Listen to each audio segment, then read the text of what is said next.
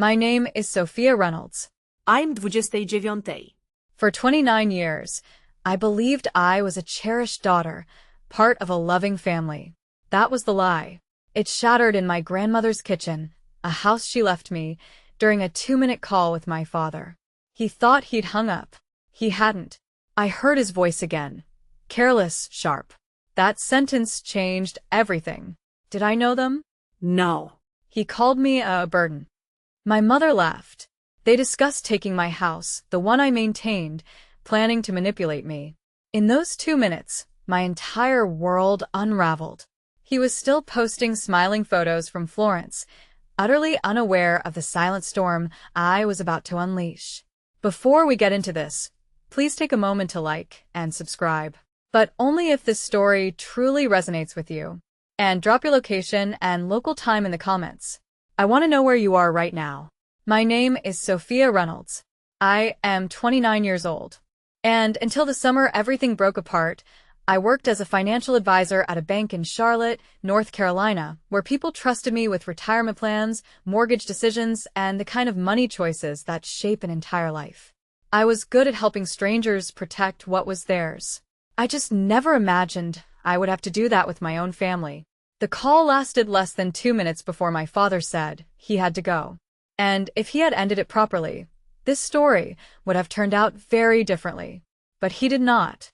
I was still holding my phone when I heard his voice again, farther away this time, careless and sharp in a way I had never heard so clearly before. Then I heard the sentence that changed everything. He called me a burden, not a daughter, not someone he loved. A burden. I stood in the kitchen of the house my left me, the same house I had paid to maintain, the same house I had opened to my parents because I still believed love could be earned through patience, money, and loyalty. While they were in Europe, spending more freely than they ever had in their lives, I was back home handling the bills, the paperwork, and the quiet messes they always seemed to leave for me.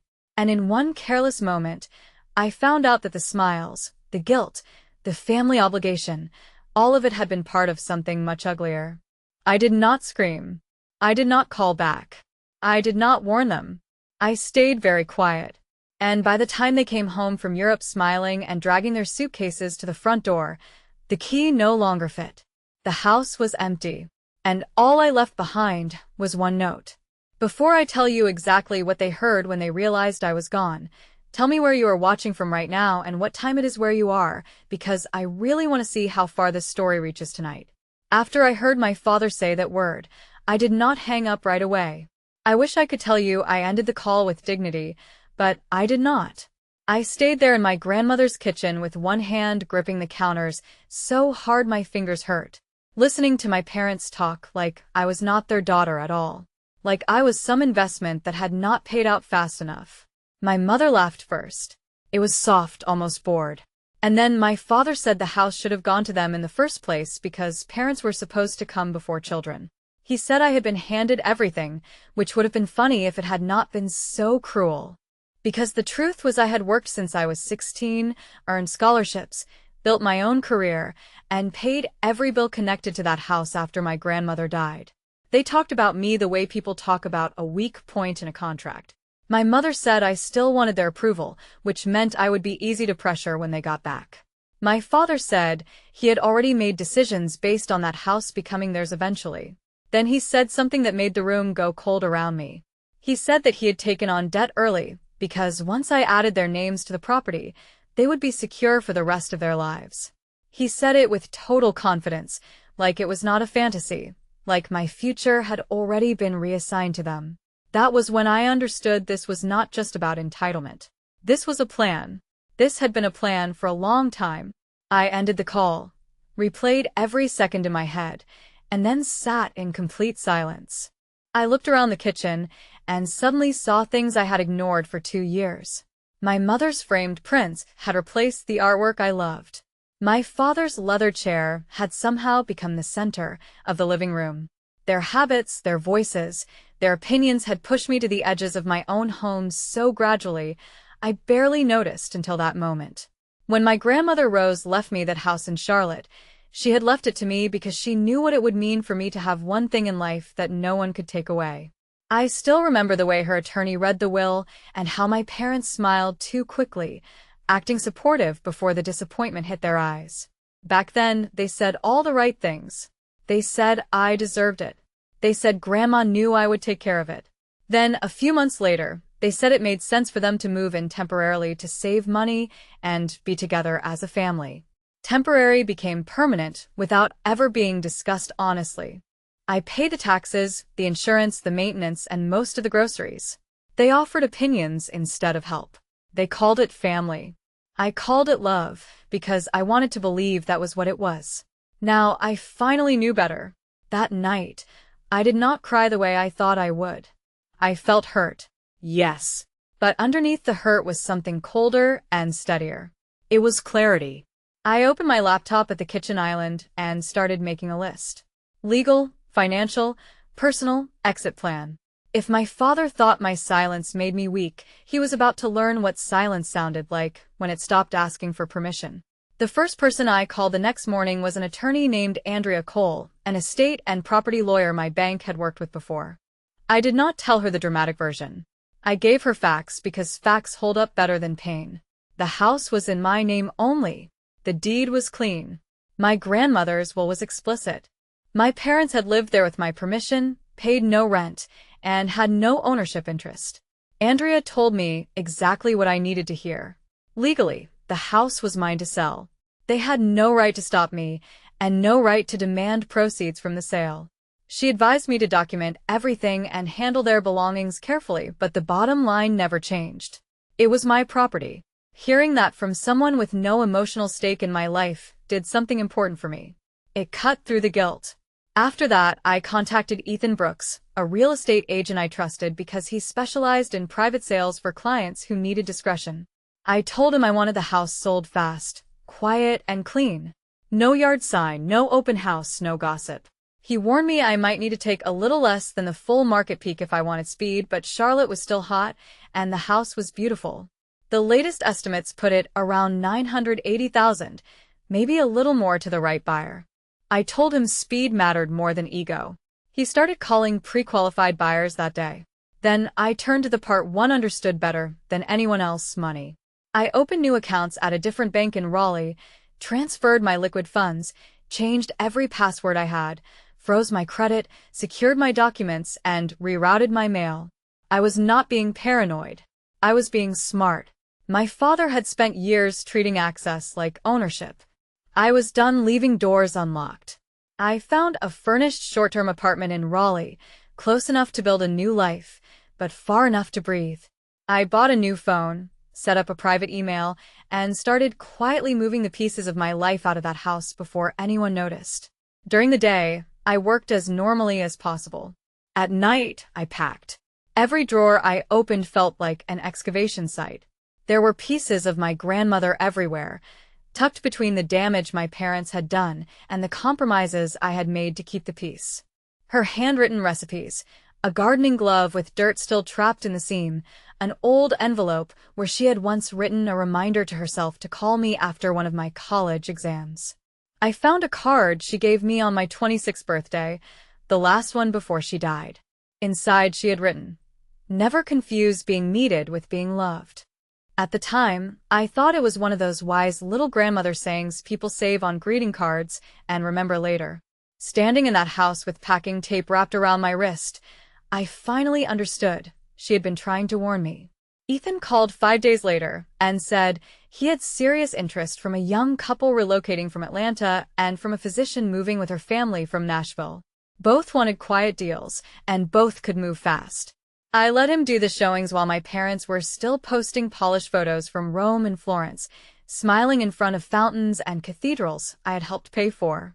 Every time my mother uploaded a picture with a caption about blessings and family, I felt my stomach turn. They were enjoying the dream while actively plotting to strip me of the one thing my grandmother had protected from me. Ethan got the offers within the week. One was strong. The other was stronger and cleaner. I accepted the cleaner one without hesitation. We scheduled the closing for a few days before my parents returned from Europe. Timing mattered. I did not want a confrontation in the driveway or a screaming match in front of buyers or one more chance for them to manipulate me face to face. I wanted their confidence to survive right up until the second it collapsed. While the sale moved through the final steps, I handled a part that felt cruel until I remembered what they had planned for me. I hired movers. I inventoried everything in the house. I separated my belongings, my grandmother's belongings, and my parents' belongings with obsessive care. I rented a storage unit in their names and prepaid 6 months. I was not trying to steal from them. I was trying to leave no opening for them to paint me as unstable or unfair. The more organized I became, the calmer I felt. Not because I was heartless, because I had spent my whole life preparing for other people's reactions. For the first time, I was preparing for my own freedom. The closing happened on a bright Thursday morning that should have felt bigger than it did.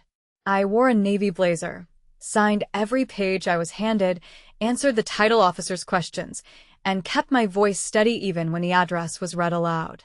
I had lived in that house with my grandmother, then without her, then with two people who slowly taught me what love looked like when it came with calculations hidden underneath it.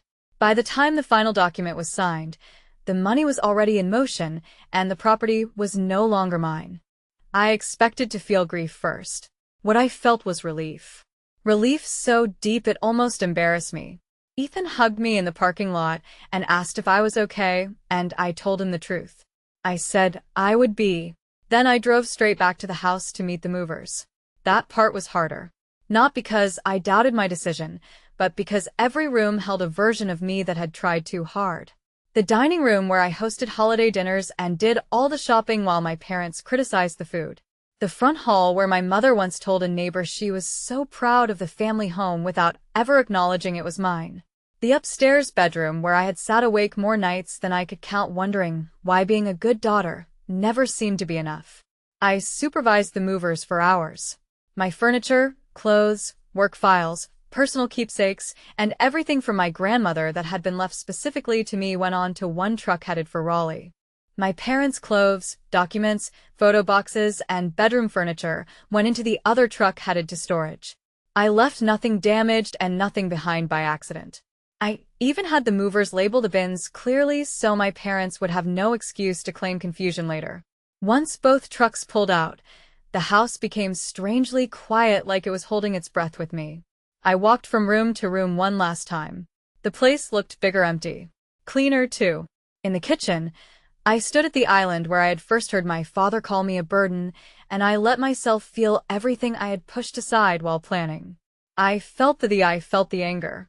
I felt the heartbreak of realizing that some people only love what they can control. Then I took a long breath, reached into my bag, and pulled out the note I had written the night before. I had gone through several versions. None of them felt right until I stopped trying to sound clever. In the end, I wrote 2 words in plain black ink. Bye. I placed it in the center of the kitchen counter where no one could miss it. I locked the front door, dropped the keys through the mail slot, and got in my car. As I pulled away from the curb, I looked at the house in the rearview mirror exactly once. My grandmother had given me more than property. She had given me a chance to choose myself when the time came. I did not fully understand that until I turned onto the highway and kept driving toward Raleigh with no intention of coming back. The first night in my temporary apartment felt surreal. It was small, quiet, and completely unfamiliar. But every inch of it belonged to peace. No one commented on what I ordered for dinner. No one asked invasive questions about my savings. No one reminded me how much had supposedly been sacrificed for me. I put my suitcase in the corner, sat on the edge of the bed, and waited for the guilt to hit. It did not. What came instead was exhaustion, the kind that only shows up after survival mode finally loosens its grip. I slept longer that night than I had in months. Over the next 2 days, I ignored every urge to check flight arrival times and track exactly when my parents would land. I knew when the moment came, I would hear it. People like my parents do not absorb consequences quietly. And sure enough, late on Sunday afternoon, my old phone lit up with the first missed call from my father. Then another. Then my mother. Then both of them again. I stared at the screen and pictured them in the driveway with their expensive luggage and their shocked expressions, still expecting the world to bend around them. I did not answer. An hour later, the voicemail started. At first, my father sounded irritated, like he thought I was being dramatic. Then angry. Then genuinely panicked. My mother went from pretending concern to accusing me of cruelty in less than 10 minutes. By nightfall, I had 17 missed calls, 9 voicemails, and more texts than I bothered to open. I only listened to one message, all the way through. It was my father shouting that I had no right to do this to them. That line almost made me laugh. No right? As if he had not just spent weeks assuming the right to my home, my money, and my future. I turned the phone face down on the table and made myself tea. For the first time in my life, their chaos was happening somewhere. I did not have to stand inside it. The next morning, the messages got uglier. My father demanded my address. My mother said they were humiliated and stranded, and that decent daughters did not abandon family. Then came the threats. Lawyers, police, court, public embarrassment. Every message proved the same thing. They still believed fear would pull me back into line. I responded to none of them. Around 10 o'clock that morning, my branch manager called and asked in a careful voice if there was something she needed to know. My parents had shown up at the bank demanding to see me. My father claimed I had illegally sold the family home and stolen his retirement. He had raised his voice in the lobby. My mother had cried loudly enough for customers to stare. Security removed them before things got worse. I apologized to my manager for the disruption, then calmly told her the house had been mine. The sale was legal, and I had documentation if the bank ever needed it. She told me to take the time I needed and not worry about my job. After the call ended, I sat still for a minute and let that sink in. My parents had tried to drag me back into their performance by threatening my work, and instead, all they had done was show another group of people exactly who they were. By day 3, relatives started reaching out. Some were genuinely concerned. Others were fishing for gossip. I said very little. I told the people I trusted that the situation was legal, private, and no longer open for discussion. I kept screenshots, saved voicemails, and forwarded the most aggressive threats to Andrea. She told me I was doing everything right. Then, on the 4th day, I got a text from an unknown number. It said, "We need to meet face-to-face like adults." That told me the number was my father's long before he confirmed it in the next line. He wanted to meet at a coffee shop in downtown Charlotte. He said if I refused, they would keep showing up at my job until I stopped hiding. I read it 3 times and realized something important. He still thought this was about forcing me back into old behavior. He still thought if he pushed hard enough, I would fold.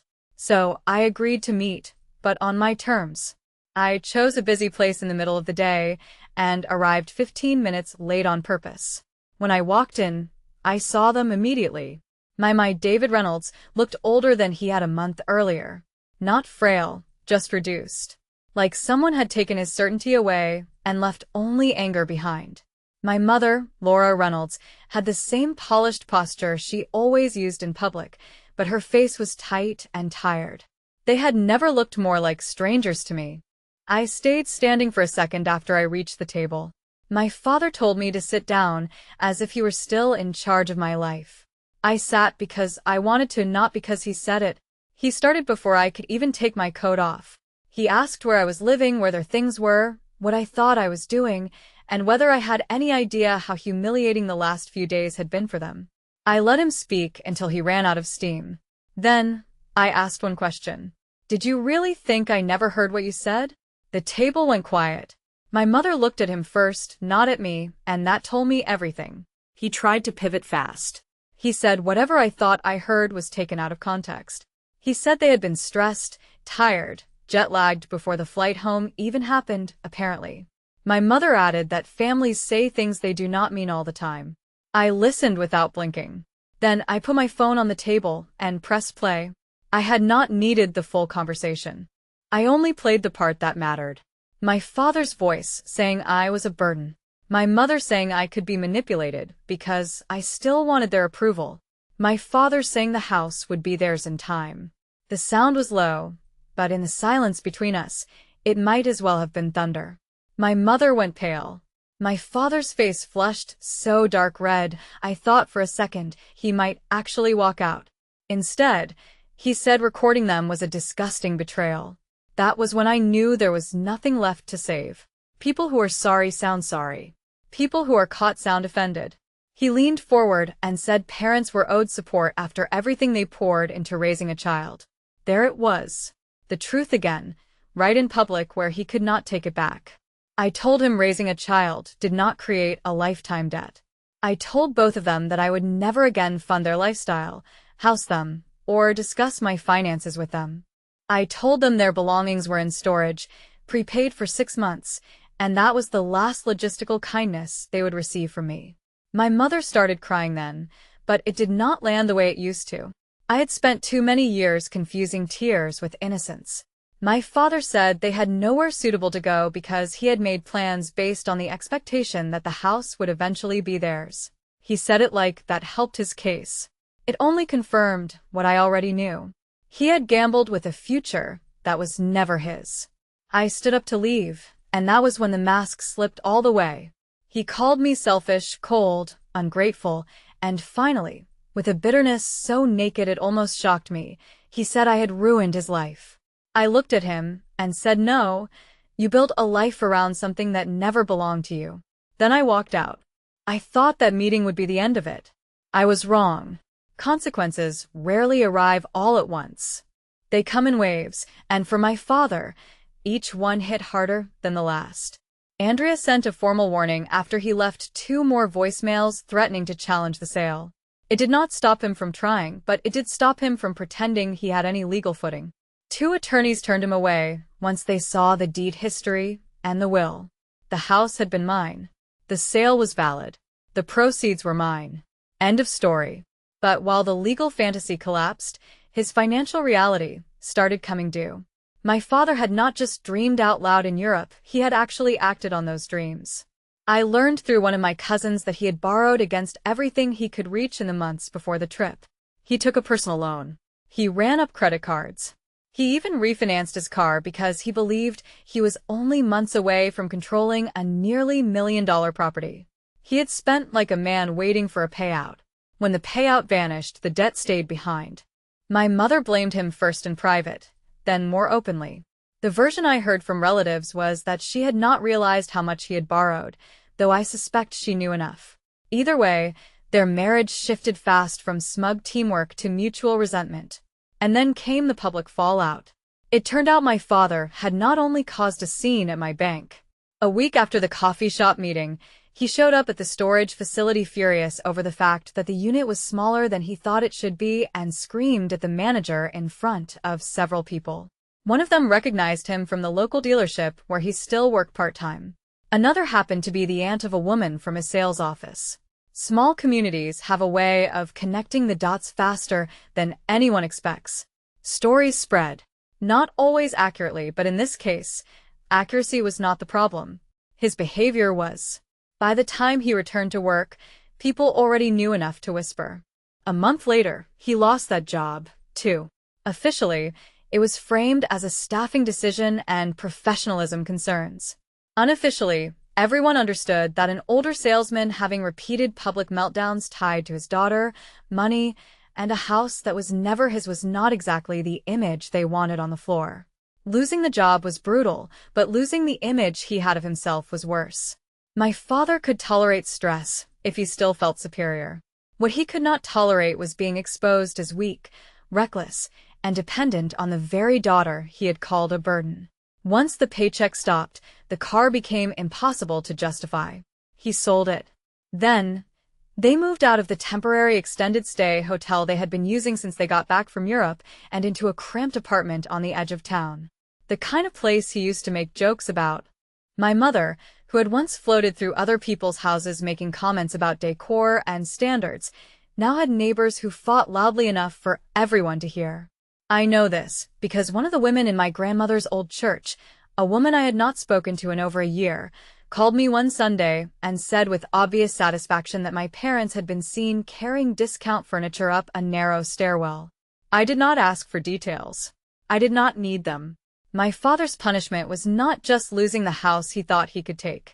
It was being forced to live inside the truth of who he was without a better story to hide behind. He had called me weak because I still wanted approval. But in the end, I was not the one who built a whole future out of manipulation and borrowed money. I was not the one begging reality to bend after it refused. The strangest part was how little triumph I felt once it all unfolded. There was satisfaction, yes. Especially on the days when a fresh voicemail would come in accusing me of heartlessness, as if the accusation itself was not proof that he still understood nothing. But the bigger feeling was distance. Emotional distance. Every time he raged, every time my mother tried a softer angle and asked whether this really had to go so far, I heard the same thing underneath it. They still believed my job was to make their lives easier. I never answered. Silence had done more in a month than years of explaining ever had. I poured my energy into my work in Raleigh, into therapy, into rebuilding routines that belonged only to me. I bought groceries without guilt. I slept through the night. I learned what it felt like to make decisions that did not begin with fear of someone else's reaction. Around Thanksgiving, my mother sent a message that almost got through to me. Not because it was sincere, but because it was written well. She said, "Families break and heal all the time, and that pride had destroyed enough already." She said my father was depressed, that the apartment was small, that they had made mistakes, but I was still their daughter. Then, in the final paragraph, she asked if I would consider helping with the security deposit on a better place since I had more than enough after the house sale. That was the moment any remaining softness went cold. Even at the edge of their collapse, they were still trying to build a bridge back to my wallet. I deleted the message and went for a walk. The air was cold, the sky was gray, and for the first time in months, I smiled without forcing it. My father had once believed my silence would protect him because it meant I would keep absorbing everything quietly. Instead, my silence became the thing that cost him every illusion he had built his future on. A year later, I was living in a townhouse in Raleigh with white kitchen cabinets, too many plants, and a peace I still sometimes stop to notice on purpose. I had been promoted at the bank, not because my personal life made me stronger in some dramatic movie way, but because I was finally thinking clearly all the time. I was no longer splitting my energy between my work and the constant emotional management that came with having manipulative parents in my home. Clarity is good for a career. So is sleep. So is not being drained by people who confuse access with love. Somewhere along the way, my story started shaping my work in a different direction. I began noticing how many young clients, especially women, came into financial decisions carrying family pressure they could not quite name. Parents who wanted to be added to accounts. Partners who pushed them to co-sign things they did not understand. Relatives who framed control as closeness. I recognized the look in their eyes because I had worn it for years. So, I pitched an idea to my branch manager and started hosting free evening seminars called Money Boundaries and Family Pressure. I kept the language practical, not dramatic.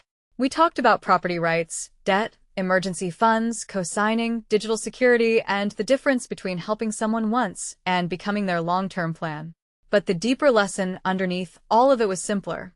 Love that depends on access to your money, your home, or your fear is not healthy love. One Thursday night after a seminar, a young woman stayed behind while everyone else left. She was probably 23, maybe 24, and she stood near the refreshment table twisting the sleeve of her sweater until I asked if she was okay. She started crying almost immediately. Not loudly, just the kind of crying that happens when someone has been holding a truth in for too long. She told me her parents wanted her to take out a loan in her name to save their business, and had been calling her selfish for hesitating. She said she loved them and did not know how to say no without feeling like a bad daughter.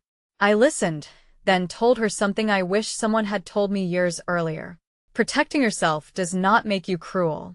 Boundaries are not punishment. They are information. They teach people where you end and where their entitlement has to stop. She hugged me before she left. And after the door closed behind her, I stood there for a minute thinking about my grandmother, about how she had seen the pattern before I did, about how one house, one sentence overheard on a phone call, and one decision to stop explaining had changed the entire direction of my life. I do not hate my parents. That surprises people when I say it, but it is true. Hate keeps a person tied to the thing that hurt them. What I feel now is acceptance. David Reynolds is the kind of man who mistakes control for respect. Laura Reynolds is the kind of woman who calls manipulation peacekeeping if it keeps the family image intact. They are who they are. My job is not to fix them. My job is to make sure their broken ideas do not get to shape me anymore. That, more than anything, is the lesson I carry now. Sometimes the most educational part of pain is what it teaches you to name. Financial abuse, conditional love, emotional blackmail. Once you can name a pattern, you can stop living inside it blindly. And sometimes the most valuable knowledge you can pass on to someone else is that family should never require you to surrender your dignity in order to belong. I used to think being a good daughter meant enduring more, giving more, forgiving faster, and staying quiet no matter what it cost me. Now I think being a healthy adult means telling the truth to yourself first, even when it ruins someone else's version of you. If there is any good that came from what happened, it is this. I no longer confuse guilt with responsibility. I no longer confuse pressure with love. And I no longer believe that saving yourself is something you need permission to do. My father was wrong about one thing that day on the phone. I was never the burden. I was the one carrying everyone else. The day I finally put that weight down was the day my real life began.